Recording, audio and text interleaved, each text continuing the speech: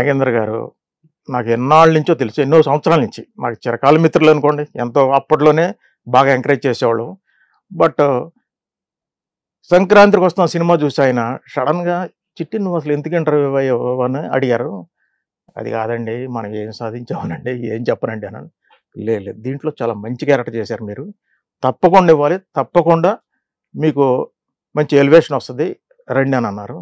ఆయన మాట తీసేయలేకపోయాను. ఎందుకంటే వాళ్ళ ఎంతో పెద్ద పెద్ద మెగాస్టార్ని, పెద్ద పెద్ద హీరోల్ని, ఎంతోమందిని ఇంటర్వ్యూ చేసిన ఆయన. అటువంటి ఆయన అడిగినప్పుడు నేను కాదనలేకపోయాను. చాలా చాలా థ్యాంక్స్ పిలిచినందుకండి నాగేంద్ర కుమార్ గారు. చాలా very it's an honour to మీ చిట్టి గారు. ఎందుకంటే బేసిక్గా మీరు ఎంతమందో వస్తుంటారు, ఓవర్ నైట్ సక్సెస్లు, ఓవర్ నైట్ సూపర్ స్టార్లు అయిపోతుంటారు. కానీ మీలాంటి కెరీర్ నిలబెట్టుకోవడం అన్నది మాత్రం సినిమా ఇండస్ట్రీలో ముఖ్యంగా, ఇంకొక ఇండస్ట్రీ ఇంకొక ఏరియా కాదు, ఈ సినిమా ఇండస్ట్రీలో ఇంత లాంగ్ కెరీర్ నిలబెట్టుకోవడం అన్నది మాత్రం నిజంగా ఒక ఛాలెంజ్, ఒక అచీవ్మెంట్ కింద కూడా చెప్పాలి. ఈ అచీవ్మెంట్ అన్నది మీ కెరీర్ ఎప్పుడో యుగల గీతం లో మీరు హీరో, హరీష్ మీరు, నాకు అవన్నీ గుర్తున్నాయి. అప్పుడు ఇంకా తొలి రోజులు హైదరాబాద్ లో ఇంకా సినిమా ఇండస్ట్రీ అప్పుడే పాదుకుంటోంది. అప్పుడప్పుడే ఆ రోజుల నుంచి చూస్తే మీరు ఎన్ని సినిమాలు హీరోగా చేసి ఉంటారండి? 2 అండి. ఒకటి సగం ఆఫ్ అయింది, మళ్ళీ రాలేకపోయింది. హరీష్ను నేను యాంటీ హీరో చేసింది బయటకు వచ్చిందండి, యుగల గీతం అండి. దాని డైరెక్టర్ పడి సుందర్ గారు అండి, ఫిల్మ్ ఇన్స్టిట్యూట్ అయిన, పూనా ఇన్స్టిట్యూట్ అయిన. ఆ తర్వాత ప్రొడ్యూసర్స్ కూడా మన రఫీక్ కిమాని, షఫీక్ కిమాని గారని వాళ్ళండి ప్రొడ్యూసర్స్. ఆకిళ్ళ గారు రచన చేశారు దానికి. సడన్గా దాని కెమెరామ్యాన్ గారు ఎవరో మధు మహాంకళి గారు చూసి బాగుంటాడండి చిట్టి, పిలుద్దామండి, అంతకుముందు చాలా సినిమాలు చూసామండి నేను అన్నారు. దానికోకుండా వాళ్ళు పిలవటం, వాళ్ళు సెలెక్ట్ చేయడం జరిగిందండి. దానివల్ల అవకాశం వచ్చిందండి నాకు. ఓకే, మరి ఆ తర్వాత మీరు ఎందుకు అంటే ఒక హీరోగా ఇంట్రడ్యూస్ అయ్యి అదే పాత్లో అదే మార్గంలో ముందుకి వెళ్ళడానికి ఏంటి ఇబ్బందులు వచ్చాయి మీకు ఇన్ జనరల్ అంటే అందరూ చిరంజీవి గారు చూసి ఇన్స్పిరేషన్తో వచ్చిన వాళ్ళేనండి. అంతా కష్టపడి ఆయన పైకి వచ్చారు, మనం కూడా వచ్చేయాలి, ఇన్స్టిట్యూట్లు చేయాలి, తర్వాత రావాలని. సడన్గా మనకి బ్యాక్గ్రౌండ్ లేకుండా సడన్గా ఇచ్చేయలేదు, అవకాశం వచ్చింది. దాని తర్వాత వెయిట్ చేయాలంటే కష్టమేనండి అప్పుడున్న రోజుల్లో, అప్పుడున్న కాంపిటీషన్లోనూ. సరే అనుకోకుండా భరద్వాజ్ అన్నయ్య, అరే కుదరదురా ఇప్పుడు, రారానాథ్ సినిమాలో చేద్ది కానీ ఆయన ఫస్ట్ సినిమా మన్మ సామ్రాజ్యంలో ఇచ్చారు ఒక మెయిన్ రోల్. తర్వాత అలజడిలో ఇవ్వటం, ఆ తర్వాత ఇంకో సినిమా ఇవ్వటం, అలా లైన్గా చేస్తుంటే ఇంకా అక్కడ సపోర్టింగ్ క్యారెక్టర్స్కి వచ్చేసాను. ఓకే ఓకే, అంటే మీకు సినిమా ఇండస్ట్రీలో మీకు అంటే మీకు మీ వాళ్ళని కానీ ఒక బ్యాక్గ్రౌండ్, అసలు మీరు సినిమా ఇండస్ట్రీలోకి ఎందుకు వచ్చారో నాకు తెలియదు. అదంతా ఇన్సిడెంట్ రావటం. ఎట్లా? ఇక్కడ ఒక ఫిల్మ్ ఇన్స్టిట్యూట్ ఉంది, ఇక్కడ జాయిన్ అవుతే బాగుంటది అని అట్లా ఏదో చిన్నప్పుడు ఏదో కాలేజీలో అట్లా ఉన్నప్పుడు స్కూల్ డేస్లో చిన్న చిన్న నాటకాలు వేసినప్పుడు క్యారెక్టర్ చేసాం కానండి. ఆ ఇన్స్పిరేషన్ ఇక్కడికి వచ్చేటప్పటికి మనం చూసేటప్పటికి మన చాలామంది ఇక్కడ ఫిల్మ్ ఇన్స్టిట్యూట్ ఉంది, నేర్చుకుంటే బ్రహ్మాండంగా ఉంటుందని అన్నారు. అప్పుడు రావటం ఇక్కడ యూసఫ్గూడలో అదే మసూదన్ ఇన్స్టిట్యూట్, దేవదాస్ గారు, శ్రీలక్ష్మి గారు, చైర్మన్ గారు, మసూదన్ రావు గారు ఉన్నారు. చూసి జాయిన్ అవ్వటం, తర్వాత 2 years కోర్సు, తర్వాత అక్కడి నుంచి మళ్ళీ చెన్నై వెళ్ళిపోవటం, మేమందరం అక్కడికి వెళ్ళి ఆశాలు ట్రై చేయటం. ఎందుకు చెన్నై ఎందుకు వెళ్ళారు? అప్పుడు ఇక్కడ అంత లేదు కదండి. అక్కడే చాలా మంది ప్రొడ్యూసర్లు అంతా అక్కడే ఉండేవారు, అక్కడ లిమిటెడ్ గా ఉండేవాళ్ళు కదండి, ఇక్కడ చాలా లిమిటెడ్. దాని గురించి అక్కడికి వెళ్ళడం జరిగిందండి. ఇక మా బ్యాచ్ లో మా బ్రహ్మాజీ, నేను, సూర్య, మిల్లం. మాకు సీనియర్స్ శివాజీ రాజా, రామ్ జగన్ వీళ్ళంతా ఉన్నారు. ఆ తర్వాత మాకు వచ్చిన తర్వాత బ్యాచ్ వాళ్ళు మన శ్రీకాంత్ గారు ఇప్పుడు హీరో, ఆయన వీళ్ళందరూ ఉన్నారు. మీ తర్వాత వాళ్ళు తర్వాత మన బండ్ల గణేష్ కూడా, ఆయన కూడా ఇప్పుడు ప్రొడ్యూసర్ అయిపోయాడు, చాలా పెద్ద ప్రొడ్యూసర్ అయిపోయాడు ఆయన. వాళ్ళందరూ అంత ఇన్స్టిట్యూట్ చేసి వచ్చిన వాళ్ళేనండి. మద్రాసు వెళ్ళిన తర్వాత లైఫ్ ఎలా ఉందండి అక్కడ? అట్లా బాగానే ఉండేదండి. ఆ తర్వాత భరద్వాజ్ అన్నయ్య కూడా అక్కడికి వచ్చి ఉండటం, షూటింగ్లు చేయటం అంతా అక్కడే చేయటం. న్యూగిరి రోడ్ లో అక్కడ అదే వెనకాతల ఎంఎస్ రాజు గారి ఆఫీసు, అటు పక్కన రాధిక హౌస్, అదంతా కూడా అందరూ అక్కడే చేరేవాళ్ళు, అందరూ మొత్తం అవును అక్కడే ఉంటాం, అక్కడే చేరేవారు.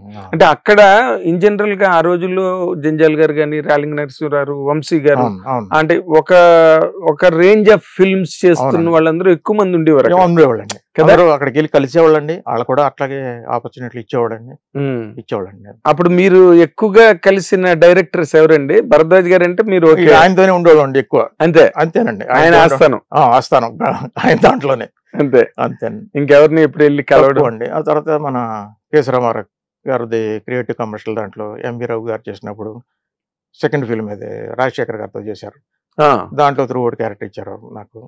తర్వాత ఇక కొన్ని ఓటీఆర్ తమిళ ఆఫర్స్ వచ్చినాయండి, కానీ మనకు అంత లాంగ్వేజ్ అంత గ్రిప్ లేక నేను చేయలేకపోయాను. అవునా? తమిళ వచ్చింది. కేఆర్ గారని పెద్ద ఫైనాన్సర్ ప్రొడ్యూసర్ గారు, ఆయన పిలిపించి నాకు స్టిల్ ఫోటోగ్రాఫర్ ఎవరో నా ఫోటోలు తీసుకెళ్ళి చూపిస్తే బాగున్నట్టు పిలవమనంటే, సార్ మాకు అంత ఇదిగా రాదు కదండి, వచ్చి రాని తమిళలో చెప్తే నాకు తెలుగు వచ్చు, తెలుగు వచ్చు నాకు, ఏం ప్రాబ్లం లేదు, చెయ్యొచ్చు అన్నారు. తర్వాత అనుకోకుండా మన డైరెక్టర్ మోహన్ గాంధీ గారి సినిమా ఒకటి వచ్చేటప్పటికి పీపుల్స్ ఎన్కౌంటర్ చాలా పెద్ద మంచి రోల్ ఇచ్చారండి. శ్రీకాంత్ కూడా, శ్రీకాంత్ గారు కూడా దాంట్లోనే ఇంట్రడక్షన్, అవును, మా అందరిని సెలెక్ట్ చేశారు, మంచి క్యారెక్టర్ ఇచ్చారు నాకు. ఇక తర్వాత అది వెళ్ళిపోయాను తమిళనానికి, దీనికి కంటిన్యూ అయ్యాను. అలాగే ఆ తర్వాత మళ్ళీ భరద్వాజ్ అన్నయ్య ఆయన ఇంకో సినిమా తీసింది, ఇక్కడ రావటం, ఇలా జరిగిపోయిందండి. అంటే మీరు ఇన్ జనరల్ గా ఈ ప్రోగ్రెస్ లో పీపుల్స్ ఎన్కౌంటర్ చేయడం కానీ, లేకపోతే అలజడి ఆ సినిమాలు చేయడం కానీ, మన్మథ సామ్రాజ్యం చేసిన తర్వాత మీకు దాన్ని ఏమంటారు, ఒక హైప్ లాగా కెరీర్ లో ఏదో అది ఎక్కడో మీరు కరెక్ట్ గా అందుకోలేకపోయారేమో. మై మిస్టేక్ అయి ఉండొచ్చండి, నేను వెళ్ళి అంత ఇదిగా ప్రతి ఒక్కరిని కలిసి అన్ని ఉంటే అప్పుడు ఏమైనా ఆపర్చునిటీ వచ్చేమో కానండి. ఇక భరద్వాజ్ అనేది వాళ్ళతోనే ఉంటాను, వాళ్ళతో తిరుగుతానే అలా గడిచిపోయిందండి మొత్తం. అదేలేండి, ఒక బ్యాచ్ లో అలా ఉండిపోయేటప్పటికి అలా అయిందండి. అంటే మీకు వచ్చిన అవకాశాలు మిస్ అయిపోవడం కానీ, లేకపోతే 2 సెకండ్ అంత ఇదిగా అప్పట్లో ఉన్న కాంపిటీషన్ మీకు తెలుసు కదండి. అవును, అప్పుడు అంత పెద్ద హీరోలే ఉండేవాళ్ళు కదండి. ఫస్ట్ కృష్ణ గారి సినిమాల్లో మంచి మంచి క్యారెక్టర్లు, మన 15 సంవత్సరాలు ఆయన తమ్ముడు క్యారెక్టర్ చేశారు, రౌడీ అని ఎన్ని జరిగింది చేసింది. తర్వాత అంటే ఇన్ జనరల్ గా ప్రయత్నం అన్నది భరద్వాజ్ గారితో పాటు మీరు ఆయనలో ఆస్థాన విద్వాంసుడిగా మీరు ఉండిపోవడం అదంతా ఓకే అనుకోండి. బట్ కెరీర్ పరంగా మనం ఆలోచించుకుంటే మీరా ఇంకొక బిజినెస్ చేసిన మనిషి గారు, సినిమావే మీ తాలూకా ప్రాణం, ఆయువు పట్టు. బట్ మీరు అప్పుడప్పుడు సినిమాలు చేస్తూ అసలు లైఫ్ ని ఎట్లా అడ్రస్ చేశారు చిట్టి గారు? నాకు నిజంగా it's really surprise to me. వెళ్ళిపోయిందండి, అలాగే జరిగిపోయింది అంతా. అంతేనా? అంటే మీకు ఛాలెంజెస్ అని ఎప్పుడు ఏం రాలేదండి లైఫ్ లో?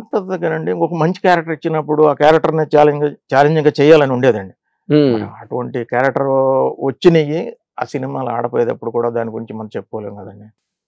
ఏ సినిమాలు అండి అవి మీకు? మంచి చాలా సినిమాలు వచ్చినాయండి. బాలకృష్ణ గారి సినిమాలో వీరభద్రలో ఆయన బ్రదర్ క్యారెక్టర్ చాలా మంచి క్యారెక్టర్ ఇచ్చాడు, బ్రహ్మాండ క్యారెక్టర్ అండి. రవికుమార్ చౌదరి డైరెక్టర్, అంబికా కృష్ణ గారు మంచి క్యారెక్టర్ ఇచ్చారండి. సినిమా ఆడితే నాకు మంచి చాలా ఆఫర్స్ వచ్చాయేమోనండి. మీరు చూపిస్తాను, ఒక సీన్ ఉన్నాయి దాంట్లో, సీన్ చూస్తే నిజం చిట్టి ఎంత పెర్ఫార్మెన్స్ ఉంటుందా, ఎంత ఇదిగా ఉంటుందా.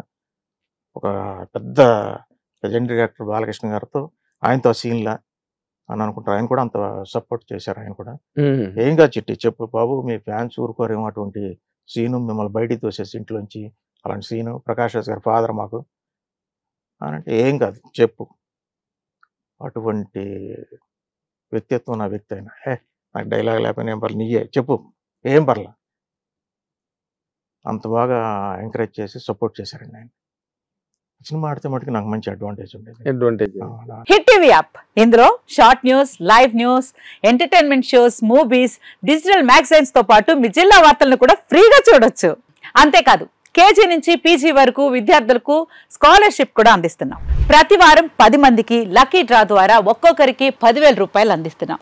ఇంకెందుకు ఆలస్యం, వెంటనే హిట్ టీవీ యాప్ ని డౌన్లోడ్ చేసుకుని ఫ్రీగా ఎంటర్టైన్మెంట్ పొందండి. Hit TV app. Hit TV app. Please download Hit TV app. Hit TV యాప్ని ఫ్రీగా డౌన్లోడ్ చేసుకొని ఎంజాయ్ చేయండి. మీకు నచ్చిన ఎంటర్టైన్మెంట్ కోసం హిట్ టీవీ యాప్ ని ఫ్రీగా డౌన్లోడ్ చేసుకుని ఎంజాయ్ చేయండి. హిట్ టీవీ యాప్ ని డౌన్లోడ్ చేసుకుని ఆస్వాదించండి, ఆశీర్వదించండి. ఇంతమంది సెలబ్రిటీలు హిట్ టీవీ యాప్ ని డౌన్లోడ్ చేసుకోండి అని చెప్తున్నారంటే ఎంత మంచి యాప్ ఆలోచించండి. అమెరికా అమెరికా అమెరికా అమెరికాలో చదవాలనుకునే వాళ్ళకి విశ్వసనీయమైన పేరు మన శౌర్య కన్సల్టెన్సీ. UK లో 1 year masters, UK లో 1 year masters, 2 years work permit up to 5 years visa. Contact Saurya Consultancy. Contact 89851 89851.